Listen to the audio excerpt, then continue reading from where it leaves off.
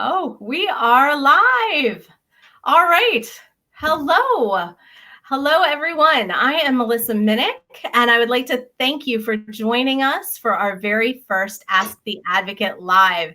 This is the place you want to be to learn more about the special education process, dyslexia, and the newest developments in education. Right now, the big topic on everybody's mind is what is school going to look like next year? So I'll be the moderator for tonight, and I'll be asking Lorraine Hightower your questions. So while we're live, we encourage you to ask your questions in the comments, and Lorraine will answer them live here tonight. Also, please go ahead and comment. Tell us who you are, maybe where you're from. The more information we get from you, the more we can tailor our information to suit you. So that would be great if you engage with us and tell us about yourself in the comments. So Loudoun County, which is where my kids go to school, just released their plans for what school is going to look like next year. And similar plans are being rolled out across the state, across the country, across the world. School is going to look totally different next year than it ever has in the past. So tonight we're here to talk about the question, what will school look like next year and how can we be prepared for it? So Lorraine is here. This is Lorraine Hightower. She is our advocate. So you might be asking, who is Lorraine and how is she qualified to answer all of these questions for us? And I'll tell you a little bit about Lorraine. She is an educational advocate who has spent years working in collaboration with our local school systems and state legislators to bring better training to teachers, better services and supports to students, better instruction to our students. And she is an expert in the special education process and the specific learning disability known as dyslexia. Lorraine is not a lawyer, so she's not going to be offering legal advice, right? But she will use her expertise and her experience to answer all of your questions tonight. Lorraine, I'm so excited you could be here. Thank you. And before we get started, can you tell us a little bit about yourself and your story and why you became a passionate advocate? Yes, thank you, Melissa, for all those kind words and your endorsement of my abilities. And thank you, parents and community members who have taken time from your day to join us tonight. We're thrilled that you're here, and we hope that we can provide you with some helpful information. My journey with dyslexia and special education really began when my own son, who's now in high school, was in first grade. And his teacher, who had 30 years of experience in teaching, said to me, I think your son might have some attention challenges. He's very fidgety and he moves around. He can't stay on task. And at that time, I felt like, well, what first grade boy doesn't have issues? So I really didn't take any action at that point. And then in second grade, he had a teacher who also had 30 years of experience come to me in a parent-teacher conference and say, your son is probably the best problem solver we have in the classroom, but something is not clicking for him. He is really struggling in basic reading and spelling and writing and even some of his simple math. So, she said, I think we need to refer him for special education services. And unfortunately, Melissa, that led to quite an arduous process. And the school team thought my son was fine. And, unfortunately, that was about 10 years ago, we didn't use the D word in Loudoun County.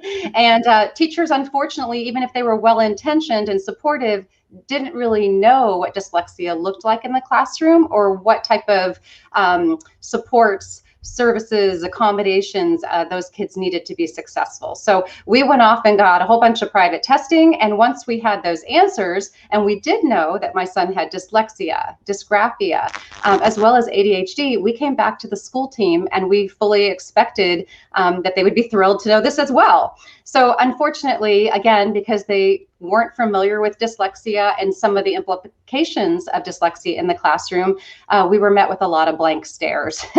And, that really was hard. And actually, in my son's second eligibility meeting, I even had a counselor sit, kind of come across the table at me and say, don't you dare slap a special education label on your son because, I see him in the hallway, I see him in the classroom, he's a nice kid, he tries really hard. And if you do that, you're going to change his life forever. And that was a really defining moment for me. I remember sitting there with tears in my eyes and thinking, if I don't appropriately label my son's learning differences and empower him to know how he learns and what he needs to be successful, I will change his life forever. And the thought of that kind of terrified me, because what would his life really be like? Right. So long story short, many twists and turns, involvement of parents, state senators, community leaders, we were able to make some impactful change in Loudoun County, as well as across the state, in the form of dyslexia legislation. So I am passionate about this cause, and I am most passionate about ensuring that parents and even teachers, because they're an important part of this partnership, have appropriate intervention, know what these kids look like, what they need, and that all parents who have kids who learn differently feel empowered to advocate for them. Well, thank you for doing that. Thank you for taking that step and advocating for children, because that's a very familiar story to many people. Erin just commented, she said, sounds like a familiar story. And I'm completely behind you. Thank you, Erin. That's right. There's so many parents that are struggling with the special education process and making decisions for their children. So thank you for that. Oh, yes. So let's dive in. Let's dive into the major question. As school districts make their plans public, parents are getting bits and pieces of information about what school is going to look like next year. Can you tell us a little bit more about what it's going to look like, help us understand it, and then also if you could share how you know this information? Sure. So, at this point in time, school districts are being more vocal about their plans for the new school year. I think Q4, everybody was in emergency mode, and we were just figuring it out, parents and school districts, as we went along. But at least in Loudoun County, as well as in Fairfax County, and even some of the smaller counties across the state of Virginia, they are starting to talk about 3 different possible reopening scenarios. I love your image, Melissa, because that definitely is where everyone's starting from, right? Exactly. Yeah, and I think that fortunately, educational leaders and parents are looking at the lessons learned from Q4 and talking about different scenarios for the new school year. So I have heard everything from 100% distance learning environment.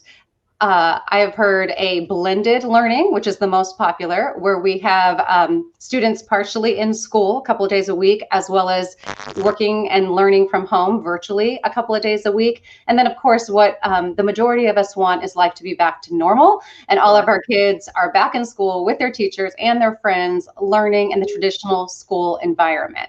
But truthfully, given the CDC guidelines and everything we're hearing, it doesn't sound like that's going to happen. But I want to pause on this picture because this cracks me up. And I have a high school student, and I can tell you as a parent and also as an advocate living through my clients' children's experience, if school districts continue to make things optional, and as I said, fortunately, they're not really leading in that direction, our kids were like, no, if it's optional, it's not graded, I don't have to show up, I can learn when I want to.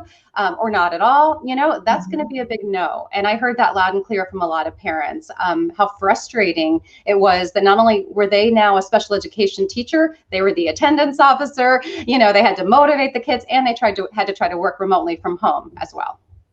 And if you're talking about a kid who already has some gap in their learning, when they just check out like that, then that gap is just going to get larger, definitely. Exactly. Yeah.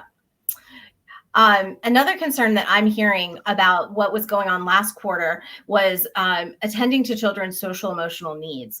Everybody was in panic mode, and not a whole lot was done for students. Are you hearing anything about what the counties might be doing in order to support these children whose world is going to be rocked? Because when they're not home, they're going to be in a classroom that looks completely different from anything that they're used to. Yes, and I think, again, I'm kind of chalking this up under lessons learned. I think that our school communities realized just how important that personal engagement is for our kids.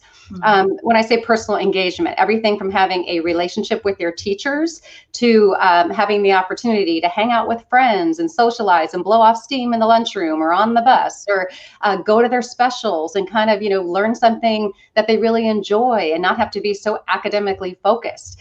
I have heard many school leaders across districts talking about improving social, emotional, and supports, everything from positive behavior incentives to a different training for teachers in terms of how to engage and motivate kids online. Things like counseling services in a virtual environment are being discussed now, how to access those. And even for our youngest students who are in elementary school, they're talking about how do we do virtual orientations or meet and greets with teachers and your classmates. So I am really encouraged to hear some of these ideas. And again, I'm all about parents advocating and asking for these things. If you're not hearing about them in your local school or your community, be the one who proposes them, because we do know that our kids are motivated to learn when they feel engaged, they feel recognized, they feel heard, the teacher knows who they are, and their classmates and friends are learning right beside them. And when kids feel loved, unfortunately, a lot of students go to school to feel love, and we don't want them to miss out on that, for sure.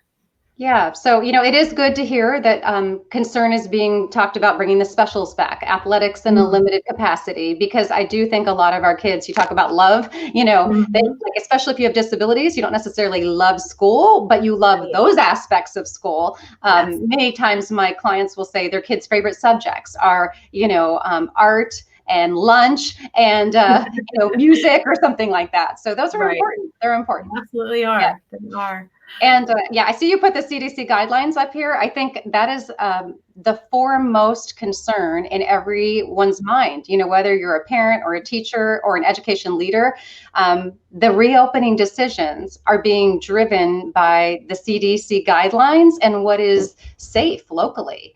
So, it's going to be a whole new normal, and everything that you have up here is accurate. We're going to have to teach young kids that wearing masks is now acceptable, and don't play with your face and pull it off, and you're not in trouble if you have to stay 6 feet apart from everybody, and getting older kids to understand, no, you can't hang out in the lunchroom. It's just going to be very different. It is. It's going to be very different in the classroom, in the lunchroom, on the bus, right? Yeah. Even the bus capacities are going to be very different next year. And I think bus capacity is something we don't really think about, but it isn't just bus capacity. It's how many parents are now going to elect to drive their kids, and what is that going to do to trying to get everybody in the building on the days that they're dropping off students for their 2 days of in-person learning. I've heard educational leaders talking about the change in bell schedules, that it might make a longer school day for our students because there might have to be some double runs by certain buses. So again, I think school teams are still figuring this out, but it's affecting, this new normal is affecting every aspect of school. Yes. Yeah. Oh, it's a lot of things to juggle and to figure out. I do not envy the people that have to make these decisions and figure this out. That's for sure. Mm-hmm. Now, you started talking about this a little bit earlier, but I'd like you to expound a little bit on the different ways we are going to see children learn. So you have an image of synchronous distance learning, and synchronous would mean that you have all the little faces there, which means, ideally a teacher is teaching the class to all of the students in the class, whether that's small group instruction, the entire classroom, or even one-on-one. Synchronous learning means that it's happening live, kind of like us having a synchronous conversation right now. What's that? Like a little Zoom meeting between the children and the teacher. It could be Zoom, it could be Google Meet, it could be, Schoolology is now being looked at. I'm not sure all of the capabilities of Schoolology, but the key things that I know our parents are concerned about if we're not in the buildings are that the teachers in Loudoun County, Fairfax, Prince William, Winchester Public Schools, wherever you are, the teachers are teaching the kids, that we're not expecting, them to be watching a video and doing their own open book tests. So synchronous learning is really important, and it's in the forefront of parents' minds. They want to know how many hours of synchronous learning, when are those opportunities taking place, what's the platform that we're going to use, how are kids going to access it. And I do agree that as an advocate for kids who learn differently, this is a big part of them making academic progress, is being engaged in a live learning environment with a teacher, as you said, Melissa, who cares about them and their progress and can kind of tell if they're following along, they're getting it, do they need reteaching, or are they not even showing up? I'm sorry. I was going to say it's going to add that piece of accountability that we were discussing earlier as well, which the children need. They need to know that, eyes are on them and we're watching and we care. We care Right. about what you're doing and what you're learning. Yeah. And I just want to say, we're all, you're a former teacher and this is not easy, but I do think it's critical to the success of the new school year is that teachers, and whether some is done by instructional staff or satellite staff, live people need to be providing the instruction as much as possible. Definitely. Because the alternative would be the asynchronous distance. Right. Yep. So asynchronous, I think we all became unfortunately too familiar with this in Q4, and that really is not live teaching. That's when students are actually given an assignment, or it could be given, go watch this video, and then we're going to have a quiz on it. But for a lot of parents, I heard this feels like they're in their own self-paced course, and they're not special education teachers, and neither am I, meaning mom and dad are saying, I'm not a special education teacher. I can't fill in these gaps. Right. So they're doing the asynchronous learning apart from their classmates, apart from their teacher.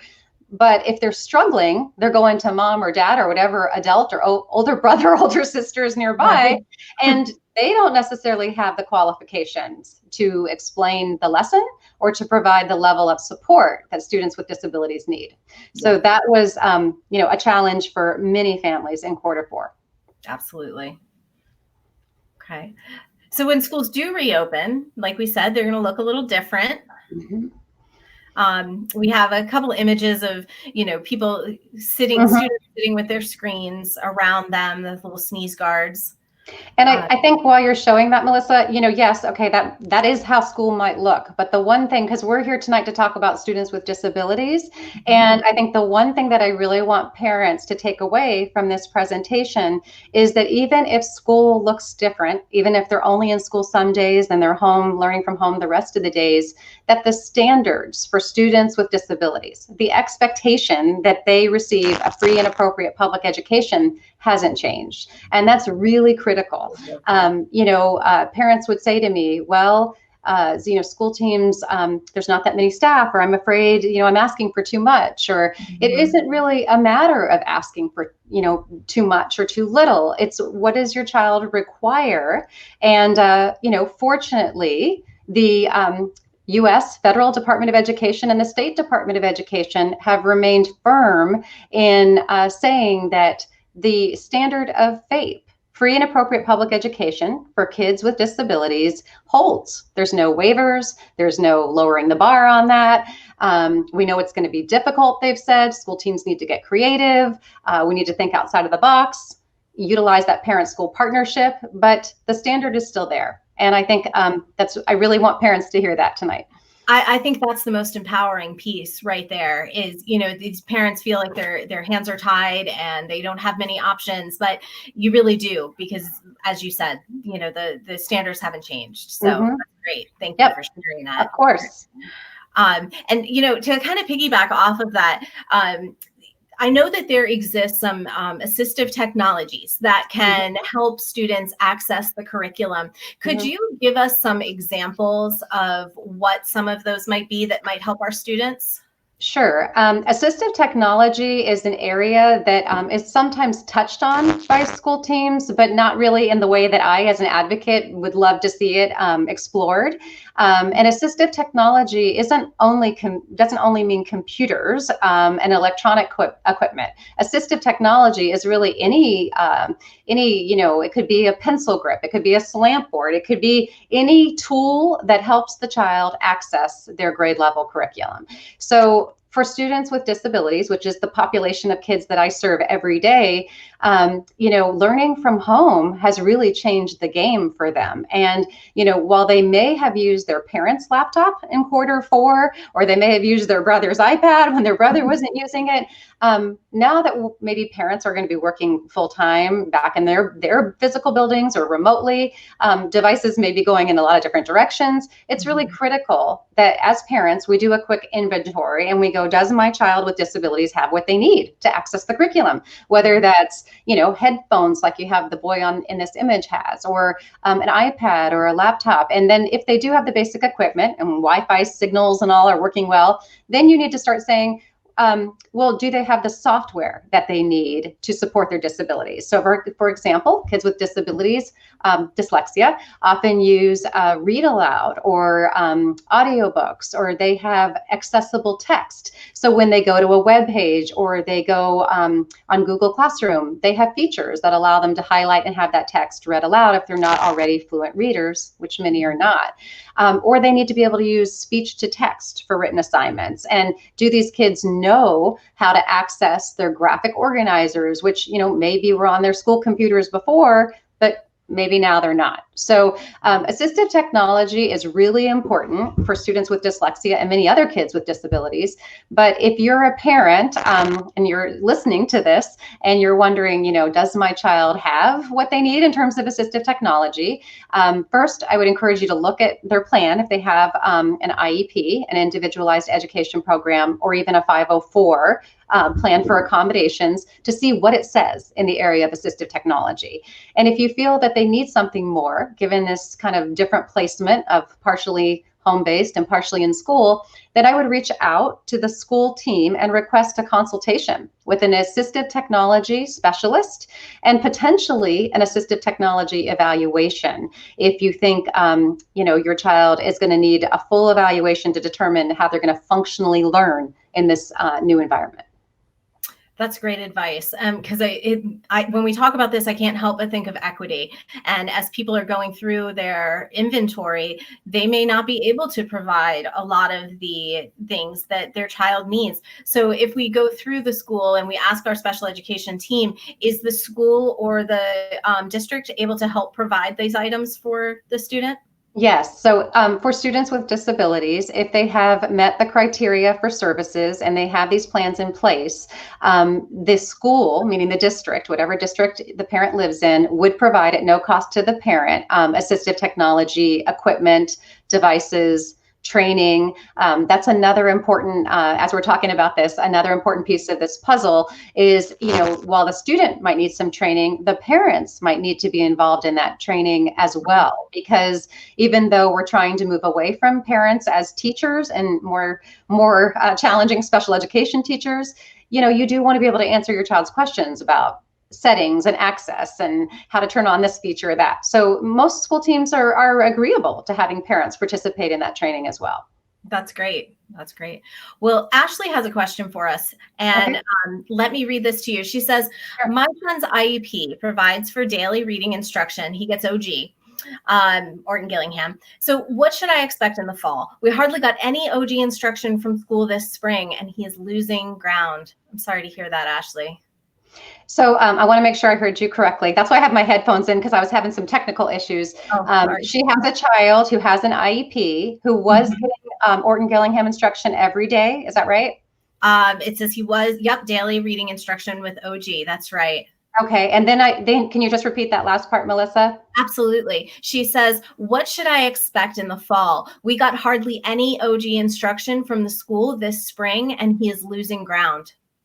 Okay, so definitely, Ashley, I feel your pain, and I agree that that's a problem, right? If he did not receive the services that were outlined in his IEP, that's something you want to discuss with his team. So right away, I would be circling the wagons and bringing his IEP team back together and talking about how are we going to reassess his present levels to determine just how much learning loss took place, whether it was between when school shut down in mid-March and the beginning of school, or prior to that, whether you've had him assessed like through a tutor, if you're working with a tutor or what have you. Even private tutors can offer some data points. We're going to talk about data a little bit because that's another important topic for me. But I do think it's very important that you say to the IEP team, we need to come back together. The current plan provides for this level of specialized reading instruction. So as a team, we've agreed that this is what my son requires.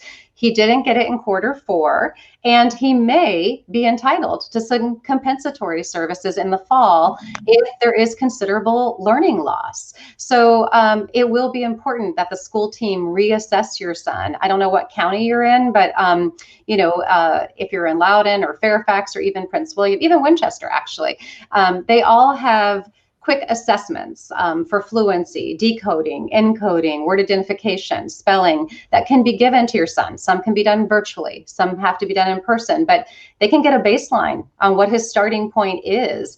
And as mom, I would continue to remind them that the team has already determined these are the services he requires. So how are we going to get creative, and how are we going to make sure that he receives them? Again, parent empowerment. That seems to be the theme of the night. IEP meetings can be called anytime. I think you have mentioned to me that a lot of parents believe that IEP meetings happen annually, and that doesn't have to be the case. Parents have the power to call those. Ashley says, thank you. Well, of course, Ashley. And I just want to add one more thing. So let's say that you do bring the IEP team together. And I also encourage parents, to ask for a special education supervisor to attend the IEP meeting as well. Not because you're trying to, be difficult and go above the heads of the IEP team, but because, IEP members are teachers. And so they don't understand special education regulations like the special education supervisors and many of the districts do. Or in Fairfax, they have procedural support liaisons who do understand special education in minute details. So sometimes those individuals can be a really important part of a conversation to ensure that the student does receive the services in their IEP. Great. Thank you. So as you mentioned, we wanted to talk a little bit about data today. So could you expound on that a little bit? Sure. So, data is, I will start by saying I never really fully appreciated the importance of data until I went through this whole journey with my son. And whether it is in a meeting with a teacher, a meeting at the district level, data informs all decisions. So even if you're in a dispute resolution meeting, mediation, or a due process hearing, everything comes down to the data. So as parents, sometimes we just feel that if we express that this isn't working, people should listen to us. We're mature adults. We're the parent of the kid. We've saw them in Q4 and it's not working. And while school teams might be really empathetic to that, they do make their decisions based upon the data. And so, I think we did a blog, Melissa, where you asked me a bunch of questions a month ago, and we talked about the importance of parent data. So as parents, many of you were your child's teacher in the Q4, and you saw what they could do, what they couldn't do, what they required 100% of your support for, what they were independent at. You may have seen their reading level, their writing, spelling change over the course of a couple of months if they didn't have that repetitive, specialized literacy instruction. So, we talked in our blog, and I want to say it now because it's only June 18th. Try to get a data measure right now, even if you create it as a parent, of record your child reading. How is their reading? Are they skipping words? Are they mispronouncing? Are they guessing? Are they reading, sound pretty good, but then you ask them a couple questions, just say on the recording, tell me what you read about. What was the main idea? Ask them about a couple of the characters. See if they, many of my clients' kids will say, I can read. I have no idea what I just read. So this is the problem for kids with dyslexia, right? It's not that we just want them to be able to decode the words. We want them to be able to deduce some meaning from what they've read. So again, as parents, you could just have them, write a story together, whatever you need to do right now in June to be able to capture some of their academic abilities. And that way, if you find yourself at the end of August, the beginning of the school year, having an IEP team, meeting, and you don't feel that the team fully appreciates just how far you feel your child has regressed, you can point to some of these anecdotal data points that you've created as a parent. And by all means, you can ask your child's teacher, the diagnosticians in the school district to do some quick assessments and determine what is your child's baseline data.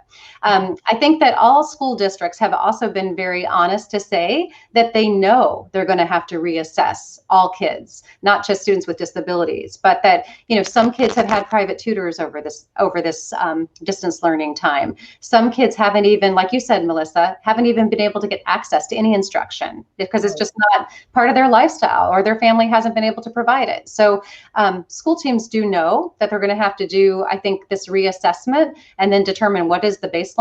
And in the case of some kids, it may mean additional services have to be added into their programming for the new school year. Right.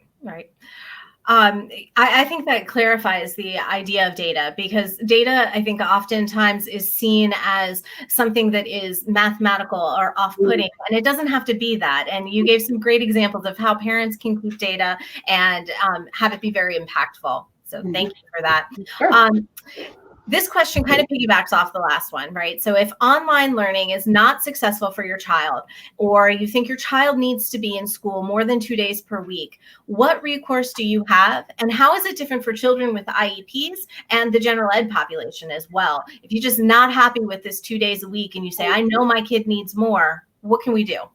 Okay, so you asked for both populations, I'm going to call them, yes, students with disabilities, as well as what we call neurotypical students who don't have disabilities. And I'm going to start with the disability kids. So if I forget, remind me. Okay. But if you do have a child with a disability and you have observed that the virtual learning, distance learning environment was not appropriate for your child, unfortunately, some parents are like, don't tell me we have to talk to the IEP team again. But the IEP team is your child's team. That is your school team.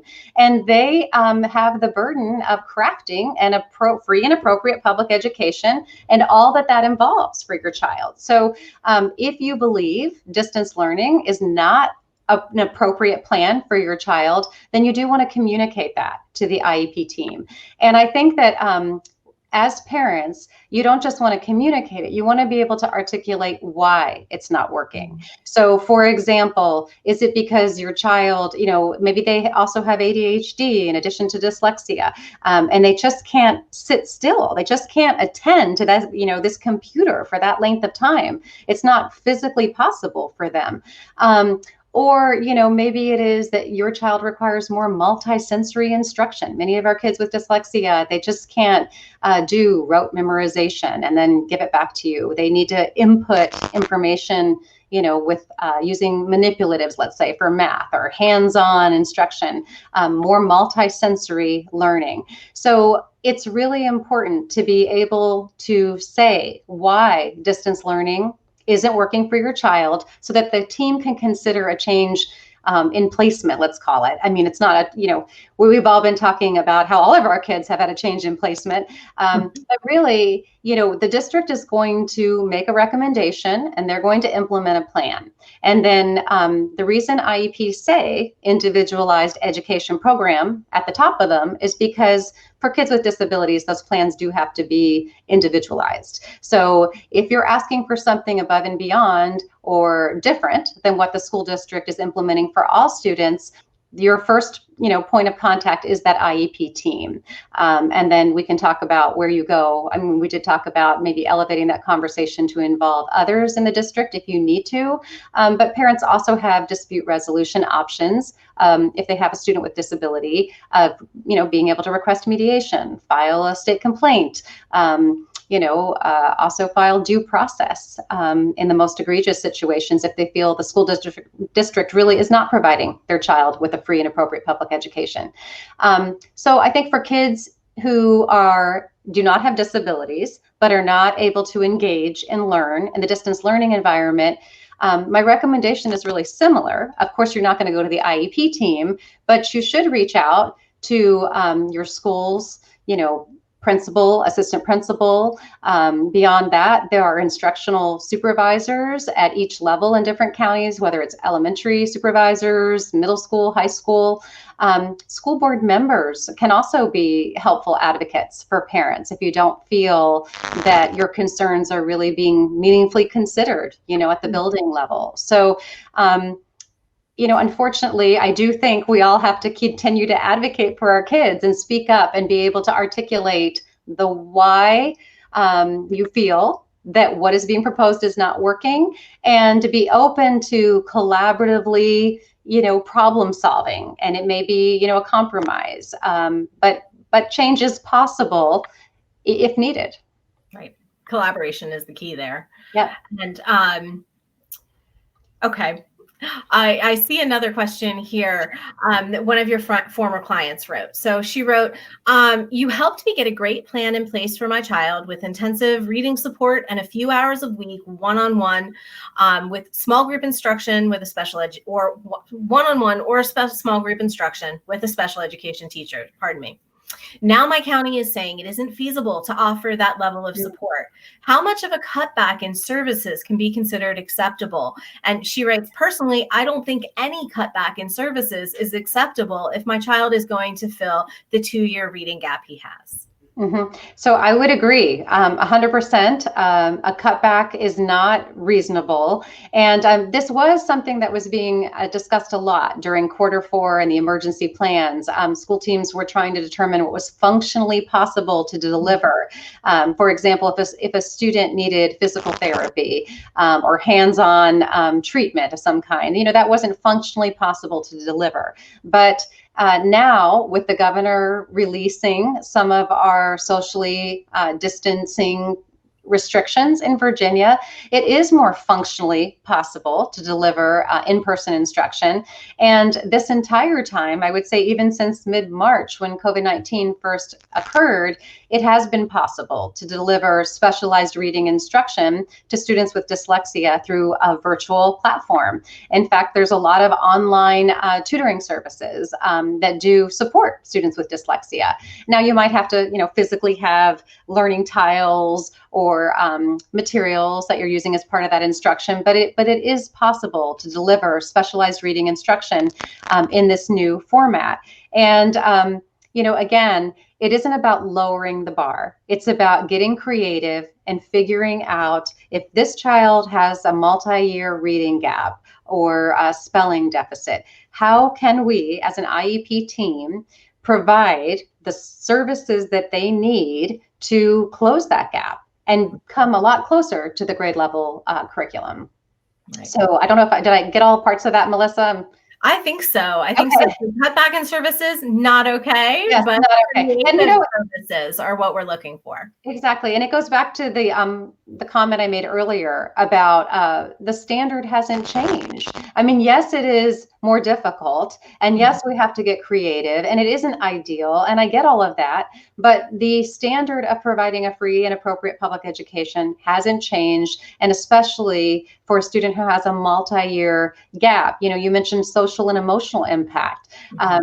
The social emotional impact of learning differently is, already a considerable challenge for kids. But when you are multiple years behind your peers in basic academic skills like reading, writing, spelling and doing math, the toll that takes on kids is significant. And it's not lost on me that a good portion of our students with disabilities, are disciplined at higher levels, turn to drugs and alcohol, even suicide, and many of our, inmates in prison are illiterate. So, it becomes a larger issue than just what to do in this one school year.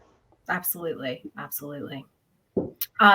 Here's another question from another member of our community. She wrote, "My child was in the middle of an evaluation for special education services. I suspect he has dyslexia, but I haven't got the reports yet. Will the evaluation and eligibility process still be on hold if we are not fully in school next year?" It sounds to me like she signed one of those papers that you talked to me about, that allowed us all to go into panic mode and to stop the process for a little bit so we could all gather back up. Can you tell us about how that's going to go in the fall? And if she did sign that paper, what does that mean for her? And Okay, can you explain a little more about that paper that makes sense? Yeah, so I think the paper you're referring to is that many school districts, when COVID-19 occurred and all of the restrictions went into place, because they didn't have physical access to kids, said that it's not functionally possible for us to evaluate students who are suspected of having a learning disability. And I think while many parents understood that and agreed that that wasn't possible, what they didn't realize is when they were given these district created forms, the forms were consent forms for parents to agree to pause the IDEA, the Individuals with Disabilities Education Act timeline, which is normally 65 business days that a school district has in Virginia to evaluate a student suspected of having disabilities, that by signing that consent form, parents were pausing that timeline. And then these, let's call them consent forms, also included language that said that timeline is not going to resume until students are back in the school buildings I think the language was like in the customary traditional in-person attendance. So many parents were perplexed by that language because superintendents across the state are talking about the fact that we're probably never going to be, at least this next school year, back in customary in-person student attendance.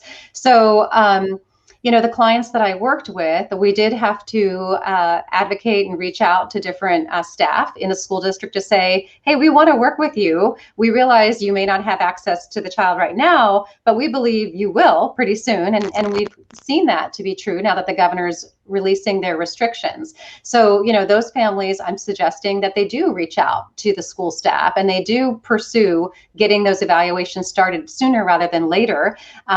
Even the governor has said that students with disabilities who are receiving what are called extended school year services beyond the traditional school year can be back in the physical building with, safety precautions. So if that can happen, my personal belief is that evaluations can happen. And I do know that a lot of these evaluators are not on contract through the summer, so that education leaders are trying to figure out how do they make this happen. But again, it is about being creative. And if the school team can't do it, maybe parents go off and get a private assessment and the county reimburses them for that. Because at the end of the day, we need to figure out, does the child have a disability? And if so, how are they going to be supported and remediated in the new school year? For those parents who unfortunately did, and I do have a few that reached out to me and said, oh my gosh, I signed this form and I don't even know what I signed. And could you take a look at it? And what do I do now?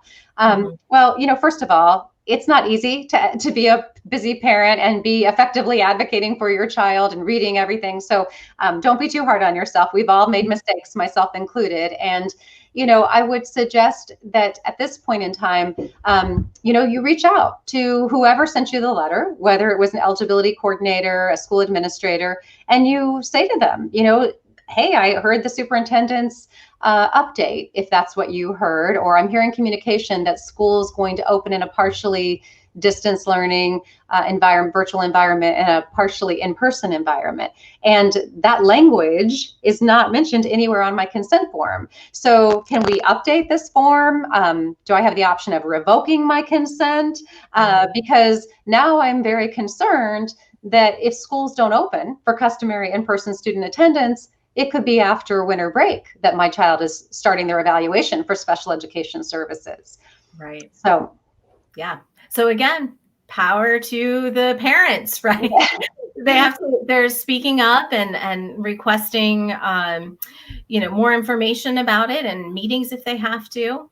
Yeah. Well, and I think, in fairness to school districts, they also don't want to have all these kids that they have to evaluate once school resumes as normal. Right. I think it's just, my personal belief is that they put these forms in place knowing what they knew at that time. But now, like everything with COVID-19, things are changing on a daily basis. And that language, in my personal opinion, is no longer appropriate. So parents do need to work collaboratively with their school team to determine how can we move this evaluation farther along. Right. Right. Yep. Let's see. We have another question that's a little bit outside of your normal scope, but I'm going to throw it out there to you and see if you have any insight. Parents are concerned about childcare for their children during the distance learning days, and do you have any recommendations or advice regarding this? Do you know if there's going to be any talk of compensation for parents who qualify or anything? Well, you are right. That is definitely outside of my scope of the work that I do on a daily basis. At the same time, I do believe that advocacy is the answer for that challenge. Each county does have departments of health, welfare, child services. To me, childcare is beyond a school issue. It is a school issue, but it's really a community issue. So certainly you could find out from your local school team if they're going to have any type of after school program or any program that's offered even on limited days like we did have back in the traditional school setting. If that's not possible, who is the school team referring to in the community to help ease this burden on parents? I have heard many companies are also offering, stipends to parents that are trying to work and have a child care issue. And definitely, like you said, if you meet certain criteria, there are services that are provided at little to no cost. I know in my own neighborhood, we have a surplus of high school students who have extra time on their hands. So I don't want to throw out like something, too simple that may not be ideal for everybody. But in some situations, whether it's on a mom's group or a community Facebook page or what have you, there might be some students who are interested in helping out and are willing to, wear the mask or whatever to earn some extra money. But I do. Solutions. What's that? We need to find creative solutions. I agree. And but I do think that, again, as parents and as advocates, reaching out to school board members, even your local delegates, senators, let them know that this issue affects you and your family. There is, as you said, Melissa, empowerment is really important, but sharing your story, letting our elected officials know how COVID-19 is affecting your family from an academic, welfare, as well as childcare issue. It's really important. Yep. Okay, thank you. Okay, a parent has a follow-up question to something that you mentioned earlier. You mentioned that there will be grading next year and more student accountability, and students will be expected to make progress. How will progress be measured moving forward, especially given the fact that the equity issues from last quarter haven't been resolved? Okay, that is a really good question. And I'm not sure that all school teams have figured that out. I do think that by having engaged students, whether it's by having mandatory attendance, and the key thing is having the teachers actually teaching the students, they're going to, whether it's virtual eyes or physical eyes on those kids, they're going to know who is making progress with the grade level curriculum. Speaking of grade level curriculum, the governor has said that, again, we're not lowering the bar on our standards of learning in Virginia. So teachers are going to be expected to teach, higher level learning, moving along in the curriculum, and they will need to assess progress. What that assessment will look like could be very different this year. I mean, we saw standards of learning, statewide benchmark assessments be waived. So we haven't seen that before. In certain counties, they use 100%, mastery. Maybe that will change given that we're now in this different learning environment. I don't have a great answer because these things are still being discussed, but sure. I think it is important that work will be graded. I know for a lot of kids, grades aren't everything. I'm a big believer in that grades aren't everything, but they sure are motivating to know that your work is going to be recognized, and then you can, if you do as well as you wanted to do, you can be proud of that. Whereas in Q4, didn't seem to matter if you showed up, didn't matter if you did the work. That feels very different to our kids than if they're actually doing the work and having that recognized by their teacher. So I have heard some teachers, brainstorming on different ways, whether it's more project-based approaches to learning. But this is really, more of a district decision.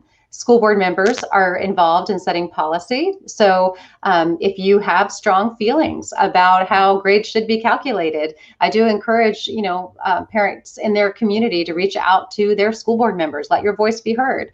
If you don't think all mastery, 100% mastery works in this environment, I would communicate that. If you have other ideas for how you think your child's progress should be measured, I would share that as well. For kids with disabilities, their progress does have to be assessed as frequently as students who don't have disabilities progress is assessed, and that typically is at least once a quarter. IEP goals also do say how progress will be assessed. So for kids with disabilities, it is pretty clear that we're going to, let's say, for example, we're going to measure their progress on reading fluency by giving them an assessment on their correct words per minute, or, something, for example, like that. So for kids with disabilities, there are measurement tools built into their IEP goals, and that should be happening just like any other school year. But in terms of other core curriculum content and what will test and quizzes look like and how many will count and what have you, I think back to your picture of the, the scribble and the flowers, it's all still being worked out. Okay, great. Well, thank you for that. Well, guys, if you guys have any more questions out there, you should write them into the comments now. I think we're going to start wrapping up if I don't see any other questions. So Lorraine, you had mentioned this picture here. Tell us a little bit about what this means to you in light of our discussion today. Yeah, well, I did mention to Melissa that I think many of my the parents and the families that I'm working with, they feel like they're riding a wave, and that's kind of become my mantra that I'm saying to a lot of parents, is that we do have to, as we're advocating for our kids with disabilities, we do have to know that this is uncertain times. There's going to be smooth waters and rough waters, and some days we're going to be off balance, and some days we're going to be like, woo, we got this, and our kids got this. But, most likely it's going to take some practice, some recalibration, a lot of communication. And that's why this picture speaks to me, Melissa. I do want parents to know that, again, they should feel empowered when advocating for their kids who have disabilities and learn differently. And, exactly. And shouldn't be afraid, to speak up or to fear retaliation because they're advocating for their kids. A lot of times when I talk to parents, whether it's in the grocery store or informal meetings or discussions like this, they don't want to be that parent. They don't want to create a problem. And I will tell you that I would say the majority of school teams, they want to know what's going on for that child. They really can't address it or fix it or propose a different solution if you haven't communicated your concerns. And again, the more data you have to back up your concerns, the more efficient that conversation can be. And if at the end of the day, you've tried all of this, because of course I do meet parents that are like, well, I've done all of that and I still have this situation, then we've thrown out some of the parent procedural safeguards that are available as you advocate for your kid in terms of dispute resolution. So again, it is really important that parents know that they can elevate conversations and involve different decision makers in that conversation, request mediation, file state complaints. Due process is an option, although it's not one that I often recommend unless it is, quite an egregious situation and the child really has minimal education benefit. But Yeah, so I hope we provided parents with some helpful information tonight. It's been great to be here. And Melissa, you've done a wonderful job. So thank you for being the MC. Thank you, Lorraine.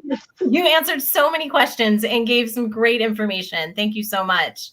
And thank you all for tuning in today and for showing up and sharing your questions and your ideas and your kind comments. Thank you very much. If you guys have more questions and something's keeping you up tonight, please don't hesitate to reach out to us. Our website is scrolling at the bottom of our screen right there. And Lorraine offers complimentary consultations to be able to talk to you about what is going on in your home and with your child. And Lorraine is very generous with her information and her advice. So please don't hesitate to reach out. Also, keep an eye on our Facebook page because we are cooking up some really great events. We hope to bring Ask the Advocate Live to you again so we can continue to answer your questions. And we're also thinking about IEP Power Hours. Lorraine, do you want to tell a little bit about that? Well, again, I want parents to have accurate information when they're trying to advocate for their kids. And as I work with parents on a daily basis, I find that as I share things about their child's IEP, or whether maybe it's their 504 plan, if they have an accommodation plan, a lot of what I'm saying, I hear, wow, I never knew that, or how come no one explained it to me like that? So one of the things that Melissa and I have been talking about is actually going through the IEP and sharing some information with parents about different sections of the IEP, what's important to know, what you should be looking for, what you can provide as parents to help strengthen that section of the IEP, and really make it another opportunity for engagement and information. And know, of course, I can't necessarily speak to your child's IEP, but in general, there's very important components of this document. It is a lengthy document. And unfortunately, if parents are just, handed this packet of information 2 days before the meeting, and then they find themselves in this conversation, oftentimes they're learning on the fly. And I feel like we as, advocates and teachers, we can do a better job of preparing our community for those important discussions. Yes. Thank you, Lorraine. That's right. We definitely need more information so we can make better decisions. I see a question coming in asking if the video will be available, and it will. Thank you. Please, I encourage you to share this video, share our Facebook page. Let's try to get this information out to as many people as possible so as many parents can advocate for their children for the best education that they can have. Thank you, Lorraine. Yes. Again. And hang in there, everybody. Hang in there. We'll get Ride the wave. Yes. All right. Thank you. Good night, everybody. Bye-bye. Bye-bye.